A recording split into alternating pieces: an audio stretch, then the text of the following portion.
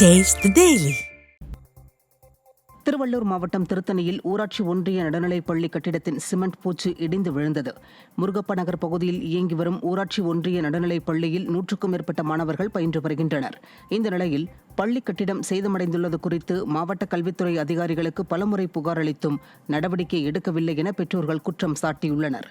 உயிர் பயத்துடனேயே மாணவர்கள் பள்ளிக்கு வந்து செல்லும் நிலையில் திடீரென பள்ளி கட்டிடத்தின் சிமெண்ட் பூச்சு இடிந்து விழுந்துள்ளது. இதில் அதிர்ஷ்டவசமாக மாணவர்கள் மற்றும் ஆசிரியர்கள் காயமின்றி உயிர் தப்பினர். இனியாவது விடிய அரசு உறக்கத்தை கலைத்து பள்ளி கட்டிடத்தை சீரமைக்க மாணவர்களும் பெற்றோரும் கோரிக்கை விடுத்துள்ளனர். திருநெல்வேலி அருகே வாலிபர் ஒருவர் கோவில் முன்பு கழுத்தை அறுத்துக்கொண்டு தற்கொலை செய்த சம்பவம் பெரும் அதிர்ச்சியை ஏற்படுத்தி உள்ளது. திருநெல்வேலி மாவட்டம் மானூர் அருகே உள்ள களக்குடியை சேர்ந்த பாலகிருஷ்ணன் அலங்காரமுடையார் சாஸ்தா கோவிலுக்கு சாமி கும்பிட சென்றுள்ளார். அங்கு அவர் தானாகவே கழுத்தை அறுத்துக்கொண்டு தற்கொலை செய்து கொண்டதாக கூறப்படுகிறது.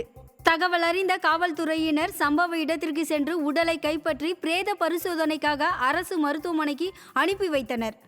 இது குறித்து வழக்கு பதிவு செய்த காவல்துறையினர் இது கொலையா அல்லது தற்கொலையா என விசாரணை நடத்தி வருகின்றனர். புதுக்கோட்டை மாவட்டம் அறந்தாங்கி அருகே புதிதாக வாங்கிய பஜாஜ் பல்சர் பைக் வாங்கிய 1 மணி நேரத்தில் புகைந்த சம்பவம் வாடிக்கையாளர்கள் மத்தியில் பெரும் அதிர்ச்சியை ஏற்படுத்தி உள்ளது. அறந்தாங்கி கோட்டை பகுதியை சேர்ந்த சரவணன் புதிதாக பல்சர் பைக் ஒன்றை வாங்கியுள்ளார்.